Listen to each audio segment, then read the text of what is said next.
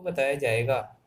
गणित को समझने के लिए छात्रों को कठिनाई क्यों होती है? जब आप इस चैनल से आने वाली गणित से संबंधित सभी वीडियो को एक बार देख लेंगे तो आपको समझ में आ जाएगा कि गणित समझना कितना आसान है। कक्षा 8 से ऊपर के सभी छात्रों के लिए यह उपयोगी है। इससे पहले हम बता दें कि इस सीरीज के माध्यम से हम tricks, technical knowledge, competitive learning और इजी मेथड और प्रैक्टिस का डिस्कशन करेंगे। तो इस चैनल से आने वाली सभी वीडियो, सभी ट्रिक्स को जानने के लिए इस चैनल को सबसे पहले लाइक, सब्सक्राइब और शेयर ज़रूर करें। सबसे पहले बात करते हैं, जो मेन पॉइंट है मैथमेटिक्स का, वो आता है कि गणित की शुरुआत कहाँ से होती है। किसी भी प्रकार के नंबर को देखते ही हमें हमें जान लेते हैं कि नंबर कैसा है। ये नंबर है, इसका मतलब गणित से रिलेटेड है। तो सबसे पहले बात आती है परिमेय संख्या। परिमेय संख्या क्या होती है? परिमेय संख्या को इंग्लिश में बोला जाता है irrational number. Rational number, not irrational. अपरिमेय को इरेशनल बोला जाता है, परिमेय को रेशनल बोला जाता है। जो कि परिमेय संख्या को हम निरूपित करते हैं numerator divide by denominator. Numerator means अंश, डिनोमिनेटर मीन्स हर। तो कोई भी परिमेय संख्या, कोई भी रेशनल नंबर एग्जिस्ट तभी करेगी जब denominator does not equal to zero. उसका मतलब है हर को जीरो नहीं होना चाहिए। दूसरा बात है कि हम देखते हैं कि बहुत सारे फंक्शन लिखे रहते हैं, F X equal to X square plus 2x plus 5 और F Y equal to Y square plus 2। किस बहुत सारे प्रकार के फंक्शन होते हैं। तो उन फंक्शन में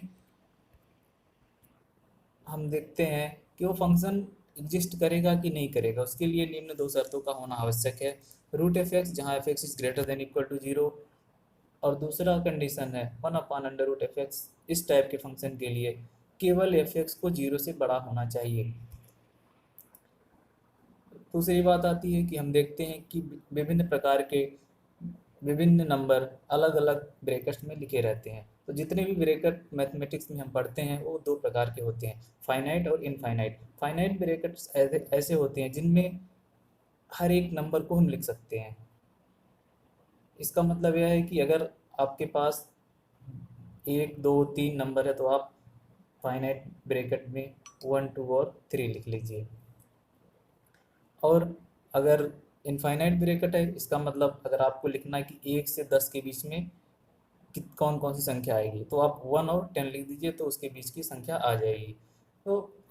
इसलिए फाइनाइट जो ब्रैकेट होता है वो उसमें करली ब्रैकेट आता है। करली ब्रैकेट को हिंदी में मझला ब्रैकेट बोलते हैं। तो अगर हम समझने के लिए देखें, x-1 x-2 equal to zero, यहाँ पे x की वैल्यू कितनी आ रही है, 1 और 2। तो इसको लिखने के लिए हम करली ब्रैकेट में 1 और 2 लिख देते हैं। मतलब हमारे पास यहाँ पे x की केवल दो ही वैल्यू है, एक 1 है और एक 2 है। 1 है और दूसरा 2 है। दोनों के बीच बहुत सारे नंबर होंगे, जैसे 1.1, 1.2, 1.3। वो सब यहाँ पे एग्जिस्ट नहीं करते। केवल यहाँ पे x के इंटीजर नंबर जो इक्वेशन से मिला है उसको हमने लिख दिया है। दूसरा आता है इनफाइनाइट। इनफाइनाइट ब्रैकेट चार प्रकार के होते हैं, क्लोज्ड, बड़ा ब्रैकेट, ओपन, छोटा ब्रैकेट, सेमी ओपन। जिसमें दोनों, सेमी ओपन का मतलब हुआ कि उसमें सेमी ओपन को इसके सामने दिखाया गया है सेमी क्लोज। हम बताते हैं कि चारों कैसे कैसे हम लिखते हैं। क्लोज्ड ब्रैकेट, क्लोज ब्रैकेट का मतलब है कि अगर हमारे पास 2 से लेके 5 तक की वैल्यू है तो हमें 2 को और 5 को भी अगर इंक्लूड करना है तो हम क्लोज्ड ब्रैकेट में लिखेंगे। और अगर हमें 2 से 5 के बीच की वैल्यू को ही लिखना है, जैसे मतलब हमारे पास 2.1 और 4.9 दो नंबर है, तो हम उसको 2 और 5 करके ओपन ब्रैकेट पे लिख देंगे। सेमी ओपन का मतलब क्या है कि यहाँ पे 2 से लेकर 5 तक के नंबर को लिखना है, लेकिन वहाँ पे 2 भी इंक्लूड है लेकिन 5 नहीं है, 5 से कम वाले वैल्यू को। उसी प्रकार सेमी क्लोज को भी हम जान लेते हैं। फिर बात करते हैं real line method. Real line method, संख्या रेखा आप लोगों ने सुना ही होगा। तो किसी भी फंक्शन के सभी मानों का संख्या रेखा के माध्यम से निरूपण ही रियल लाइन मेथड कहलाता है, जिसमें फंक्शन के यथार्थ हल को प्राप्त किया जाता है। तो इसको हम एग्जाम्पल के माध्यम से समझते हैं, x-1, x-2, x-3। तो हम ये अब किस में लिखा गया है, ओपन ब्रैकेट में लिखा गया। ओपन ब्रैकेट के अंदर जितने भी लिखे गए हैं x-1, x-2, x-3, ये पूरे ग्रेटर देन जीरो है। तो हम एक एक को जीरो के बराबर कर लेंगे, x-1 equal to zero, x-2 equal to zero, x-3 equal to zero. तो x के तीन वैल्यू आ जाएंगे 1, 2 एंड 3, 1, 2 एंड 3। अब इसको संख्या रेखा बनाएंगे माइनस इन्फिनेटिव से लेके प्लस इन्फिनेटिव तक, और 1, 2 और 3 को उस पर बढ़ते हुए क्रम में लिख देंगे।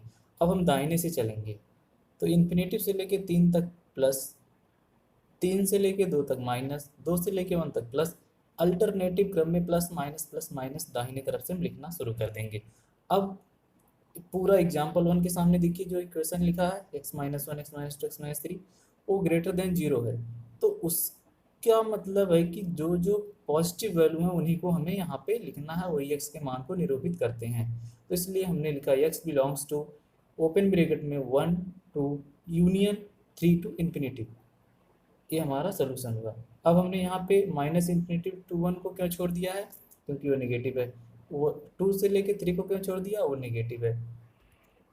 अब हम बात करते हैं दूसरे एग्जाम्पल की, x-1 2 minus x plus 3 divide, ये पूरा एग्जाम्पल टू में जो इनइक्वलिटी के, इसको इनइक्वलिटी बोला जाता है, ग्रेटर देन इक्वल टू, एक वैल्यू ग्रेटर देन जीरो। अब हम क्या करेंगे, इस टर्म में हम देख रहे हैं यहाँ पे 2 माइनस एक्स लिखा हुआ, इसको x-2 कर देते हैं, तो ये पूरा x लेस देन जीरो हो गया।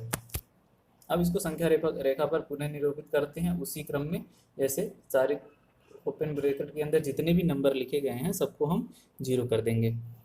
तो हमें तीन वैल्यू मिल जाएगी, -3, 1 और 2। अब यहाँ पे x के केवल उसी मान को लेना है जो जीरो से छोटे हैं, जो लेस देन जीरो है, मतलब निगेटिव है। तो यहाँ पे x की वैल्यू कितना की -∞ टू -3 और 1 टू 2। अब यहाँ पे एक चीज़ ध्यान देना है कि जो यहाँ पे ब्रैकेट में लेस देन इक्वल टू लिखा है, इसका मतलब हमें 1 और 2 के सामने बड़ा ब्रैकेट, जिसको क्लोज ब्रैकेट बोलते हैं, उसको लगाना है। और हम यहाँ इनइक्वलिटी में देखेंगे x+3 ये लेस, ये हर में है, डिनोमिनेटर में है, इसलिए यहाँ पे हम ओपन ब्रैकेट ही लगाएंगे, भले से यहाँ पे लेस देन इक्वल टू का चिन्ह है, जो हमने फंक्शन में पहले ही बता दिया। अब क्या करना है, मॉडुलस फंक्शन के आता है। मॉडुलस फंक्शन हम देखते हैं, mod x, mod sine x, mod e⁻x, mod x+2 का होल स्क्वायर, x+2 मॉड, बहुत टाइप के मॉड फंक्शन आते हैं और हमें सॉल्व करने के लिए बोला जाता है। तो उसको सॉल्व करने के लिए सबसे आसान तरीका है कि जो मॉड के अंदर जितनी भी चीज़ें लिखी रहें वो अलग अलग लिखी गई हैं, जैसे mod x-1 plus mod x-2 equal to 3। अब हम क्या करेंगे, मॉड के अंदर जो एक एक चीज़ें हैं उनको हम जीरो के इक्वल कर देंगे और x की वैल्यू निकाल लेंगे। तो x की वैल्यू कितनी आई, 1 और 2। यहाँ से x की वैल्यू कितनी आएगी, 1 और 2। अब हम क्या करेंगे, x-1 के लिए संख्या रेखा पर निरूपण करेंगे और x-2 के लिए भी निरूपण करेंगे। अब हम क्या करेंगे, देखेंगे कि जो x=1 पे कहाँ कहाँ हमें नेगेटिव वैल्यू मिल रही है। इस इक्वेशन में रखने के बाद, इस इक्वेशन में जब हम रखेंगे तो ये x=1 जब इस इक्वेशन में रखेंगे तो हम देखेंगे कि वैल्यू कहाँ पे नेगेटिव आ रही है। तो x=1 रखने पे, x से बड़े होने पे x-1 की वैल्यू केवल पॉजिटिव आती है और x-2 की वैल्यू नेगेटिव आती है, और x से छोटे होने पर x-1 की वैल्यू और x-2 की वैल्यू दोनों नेगेटिव आती है।